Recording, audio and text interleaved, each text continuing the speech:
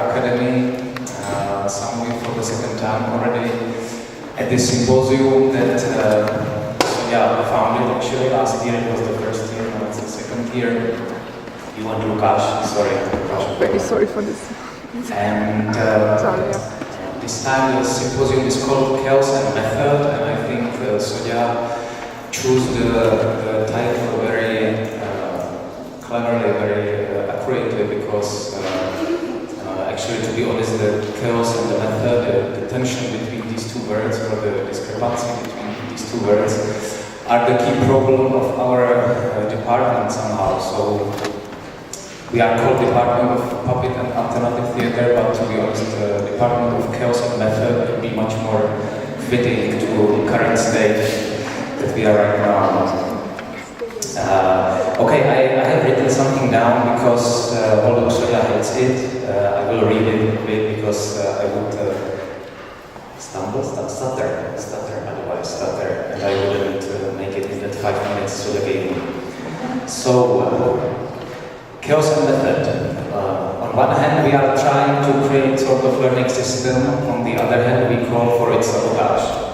On one hand, we create certain rules. On the other hand, we call for breaking the same rules. On one hand, we give to students exact tasks. On the other hand, we want them to create from their own inner needs. On one hand, we want to see the result that can be reflected. On the other hand, we claim that the goal is the process itself. On one hand, we give advices. On the other hand, we warn from accepting our advices, because everyone has and should develop his own way of thinking and creating.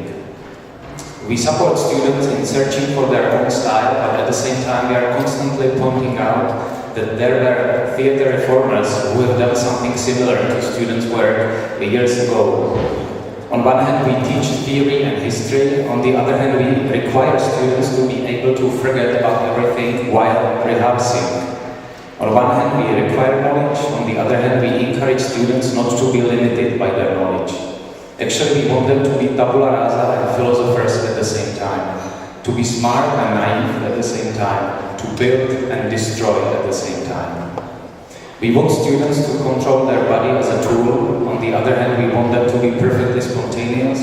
We want them to master the craft of their field. On the other hand, we want them to avoid just craftsmanship. We despise just perfectly crafted and designed shows or performances. As one MA student recently told me, we teach students of acting not to act, students of directing not to direct, and students of scenography not to put anything on stage. So it's really somewhere between method and chaos. I think we need to find method how to create permanent chaos as a basic platform for creativity, how to teach not to learn, how to communicate about communication, because after all, what does it mean progressive theatre? Does it mean to use a progressive technology? Does it mean creating a theatre genre that has a progressively sounding name? No, it means finding the communication code of the theatre in today's society, way of interaction that is not just fashion, not just progressive trend, but a communication that has a real and vivid impact on audience. And I believe this can happen even in very traditional theatre building. Right now, we are at our department at the midst of the process of transforming our master's study program. It is a great responsibility, a demanding mission, but also a great challenge to set up an entirely new academic environment which would be stable in sense of institution, but absolutely unstable and chaotic in terms of creativity. Our job is to give students space and time that can be filled with free and creative spirit, because only in such environment can one become an independent, creative, imaginative, responsible, artistic personality, and only such individual can change not only himself, but also its surroundings. And as I see it, this is one of the few hopes for today's Central Eastern Europe. That's why we are so glad that you accepted our invitation, because I hope you can help us get less confused in our chaos, and that we can, in these 2 upcoming days, steal some of your knowledge, ideas and experiences. Welcome and thank you for coming.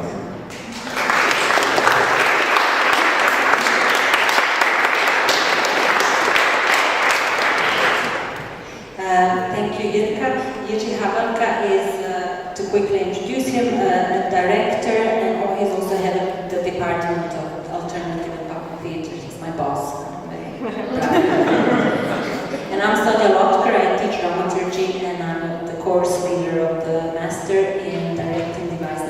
theatre, and I teach dramaturgy too.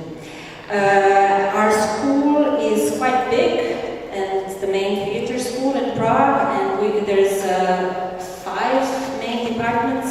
There's a drama theatre department, there's art department of alternative and puppet theatre, then there's a scenography department, which is scenography for drama theatre basically, and then we have theatre education department and production department, and Katab, and then, which I don't know what it is in English. So there's many departments and many students who are only a part of the school. And we're the biggest and the most important, the best department.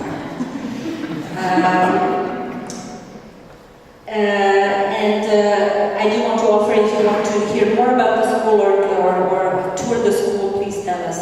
We'll be happy to tell you more. I'm happy to welcome you at this symposium. I'm really happy to see so many nice and interesting people in one place, because I think there's not enough places like this where we can exchange and just brainstorm and talk. And the way I built the program is that people will have very short presentations, 10 minutes, but it's more to introduce yourself and your way of thinking, so we can continue talking during the breaks, and we can continue discussions in different ways. And we also organize lunches and dinners and all these meeting times, which I sometimes think are more important than the sessions in a way, because that's when you really talk to your peers. And I think another reason why this symposium is important for me especially is because of the times that we're living in, and somehow helping each other find a way how to teach in these times. I'm sure it's always an issue for all people that teach, but I feel that the society is somehow rapidly changing, and the climate in the society is rapidly changing. We live in the world of post-truth, where imagination is misused. So what do we do? Do we go for complete authenticity? What is that? Is the big question. What is the, what are our tools to fight in this climate? We're also living in a very neoliberal climate where everything has to be useful. So I sometimes feel that even artists go for very useful ways to prove that we're worthy. So we do all the social engineering, and we kind of. And sometimes I wonder, are we really helping things, or are we just buying into the system? And another thing that they kind of deal with in the teaching is, I think that the society is so polarized, and there's a lot of rage, and there's a lot of anger in the society, and of course this rage and this anger has to come out, but how do we deal with it? How do we create a possibility to be angry, but at the same time to be critical, and to still think about the situation, and to create more complex systems. So I do think that it is very hard to be a pedagogue these days, because we don't teach to students only how to make performances, but how to relate to the world, which has these strange changes in it. I'm going to tell you a little bit how I teach, just so you understand a little bit what is behind our program. And when I speak about it, this is really me personally how I teach. Different people have different teachers teach different methods. So I really speak for myself. I teach dramaturgy, and I work as a dramaturg. So I work with many different artists coming from different countries, working with different aesthetics, in different dramaturgical systems. Now I mean structures, dramaturgical structures. I work with artists that really think and operate in very different ways. Behind us is different photos from student works of the last 3 or 4 years. And I always think, dramaturgy is both about meaning and experiencing, and it always was like that. But for a long time, dramaturgy was focusing mainly on the meaning of part of the job and not on the experiencing part of the job. And I'm trying to, in the theater that we're making, it's becoming more and more important, the experiential part. So teaching dramaturgy is problematic because you you are in a way teaching magic, I would say. You're teaching intuition, and at points it's quite esoteric, you know, and at points you really sound like a shaman, you know, because you're trying to open people's senses and to kind of help them coordinate and distract themselves from just semiotic, you know, part of the job. But I have a nice quote from Paul Valéry. He said, seeing is when you forget the name of what you are looking at. And I have a feeling that to a big extent when I teach, I'm unteaching the students in a way. I'm kind of getting them to forget stuff that they know. And but then what is the other side, you know? And of course it's really a scary unknown on the other side. But hasn't stopped me until now yet. And it's very hard to describe the method. I think there is a method behind what I do. One would have to take a long workshop to figure out the tasks and how it works, but I'll just drop these words to you just so you at least hear them, although it's not completely possible to describe it. But one of the things that is really, really important for me is reading from the material, because I think that dramaturgy is not only structuring the material, but it's also dramaturgy is part of the research process and figuring out what material can do and what the dynamics of material are and what the potential of the material is. And when I say material, I mean raw material that the artist starts from, whether it's objects or theme or film footage or whatever it is. So it's really good to look at the material and to see really what's the dramatic dynamics of it and what it wants to do. So for me it's really important for students to, of course, know what they want to do, but also understand what the material wants to do and to create a dialogue between the two. Sometimes people think that everything has to come from their heads and, you know, you have to have these concepts and, you know, apply them to the world. But I think more and more we actually need a different kind of engagement with the world, listening to the things and what they want to do, what they need to do.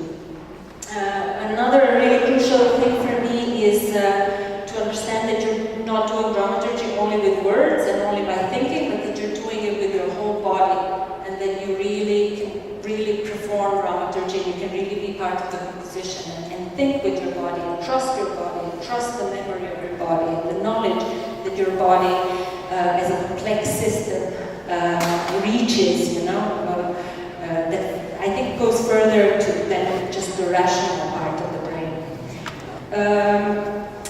What's also important for me is to work as collectively as possible and to really understand that and this is, of course, for political reasons, the no hierarchy idea, but it's also somehow wiser to listen to others and to understand what others are bringing to the work. Because what they're bringing is going to be there anyway, even if it's suppressed, you know, but you can feel sometimes in pieces that some things are lacking, you know, because they're still, in a way, absent in their presence. So it's really good to talk through with everyone and get everyone to add things. Another thing that people are very, very afraid of are obstacles and crises. And I think in the device theater, the crisis moments are the most important moments, because that's when the material and the thing is telling you something. And being scared or defensive in that moment is basically like you're shutting off a very, very important voice. So I think those crisis moments are happy moments. You know, that's the drama when the material tells you something. And to I guess shorten this, I think of doing dramaturgy as creating performance consciousness. All these things that I talked about, the way material talks, the way the collaborators work, the space and everything. It's about creating, because in the drama theater you have the play, right? And there's always a very clear system, you know, and there's always something to relate to. But in device theater, you're building this invisible performance consciousness, a logic, separate almost to everything you do in the end. And there's always, for me, a moment in rehearsals when you start understanding that wants to do something and doesn't want to do something else. And I love that moment when it kind of becomes a being, you know, separate to you. And I think it's nice to cherish that these things kind of end up being outside. So that is a little bit about the philosophy behind this and the practice behind this. And I just want to tell you a few practical things before we continue with the next session. There's a lot of us organizing this symposium. There's a lot of teachers present here. Lukasz Ježička, who's made the symposium with me, is there. Branislav Mazur is right in front of him. Michal Somosh organizing, raise your hand please. Howard Lotker from Kata, right in front here, please. Petra Hauerova in the back, also one of our teachers. So, is Jiří Adamek here? Marta is not here. Teresa, coordinating, is in the back, and also all our students. Eva, Maria, Zuzana, Johanna, Tinka, Wayne, Emil. Please feel free to ask us about anything about symposium, school, Prague. We are here to help you orient. We're here for you. I also wanted to say that after the symposium we have the festival, the student festival of the finals of the semester. The program, if you don't have it, is over there. We're also happy to recommend to you what to see.